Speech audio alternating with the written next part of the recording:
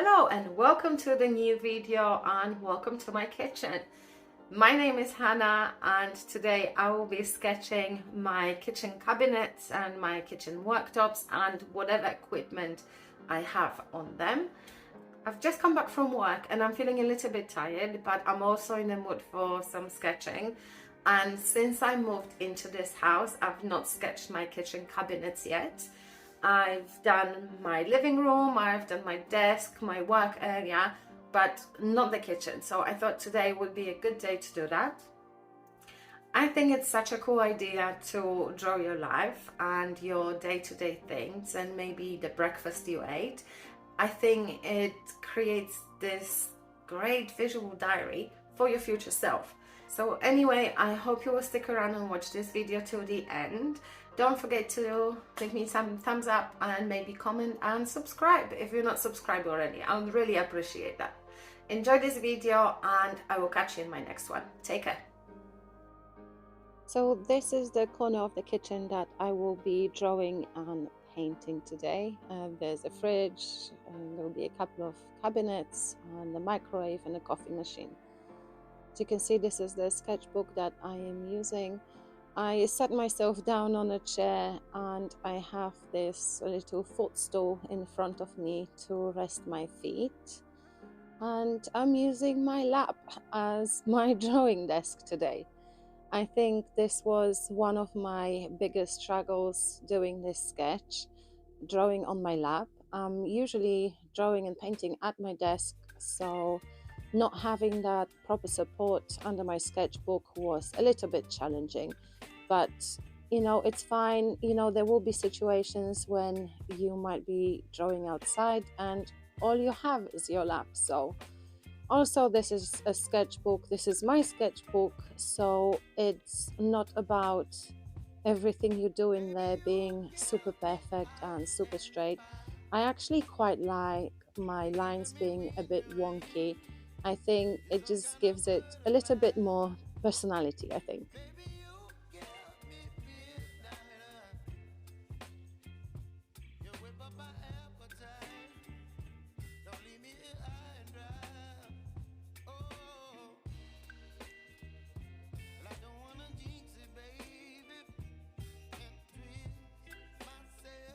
Right in the beginning, when I started sketching, like my first ever sketch, I used to get really worried about getting everything on paper and I never knew where to start.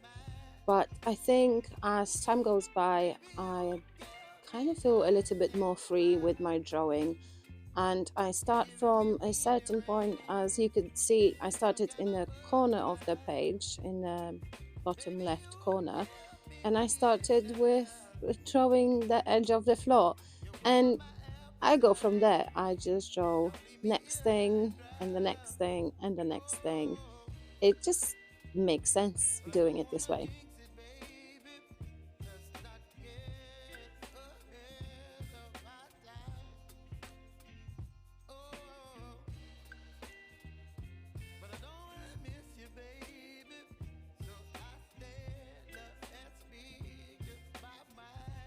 I sometimes had comments from certain people saying that, oh, my art or my drawing, my sketching looks childish, and I don't know. But I think this is just my style.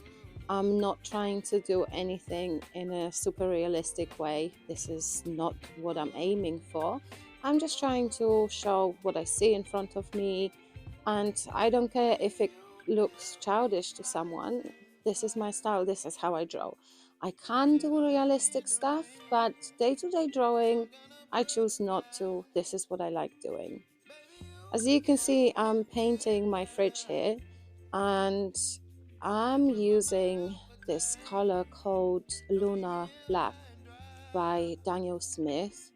I've gotten this paint a long time ago, and I loved how it looked on certain pieces that I've seen online and on Instagram, and I bought it and I rarely used it. And I thought, my fridge is black, maybe I should use this color. And I took it out, and I have to say I regretted it.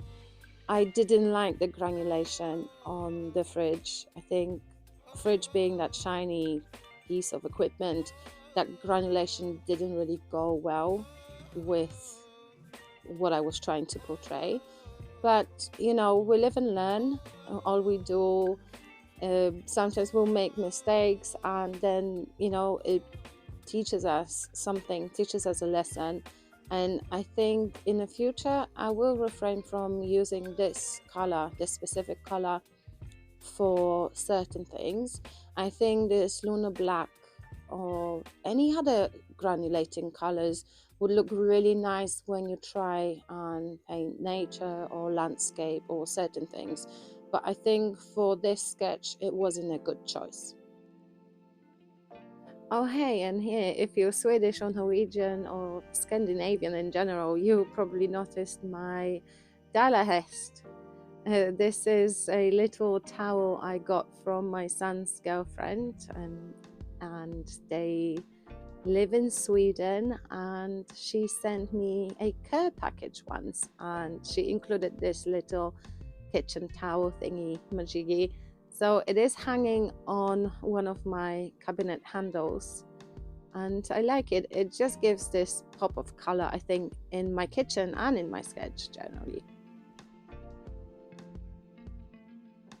I think the other thing that is worth noticing here is the fact that I'm using a quite a limited palette. Apart from that Lunar Black by Daniel Smith, I'm using Roman Schmal watercolors, Aquarius watercolors. So the gray bits and all my shadows are done with Payne's Gray. Then the creamy looking thing, creamy looking color, that's a mix of Payne's Gray and burnt sienna Monte Amiata, if I'm pronouncing it right. Just a very watery mix. The black that I'm using here is by Derwent, and the color is called Ink Black. The red is Pyrrole Scarlet by Roman Schmal, and the green is Subgreen Light by Roman Schmal as well. I don't think I've used any other colors.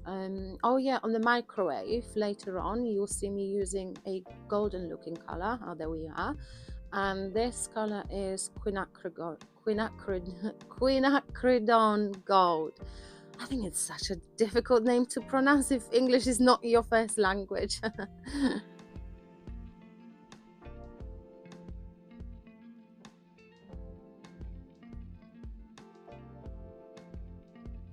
This is my favorite part ever, adding shadows and just adding this extra depth to the painting.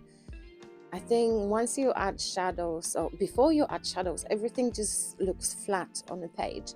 And then you start adding shadows and, you know, extra definition, and everything just seems to be popping from that page.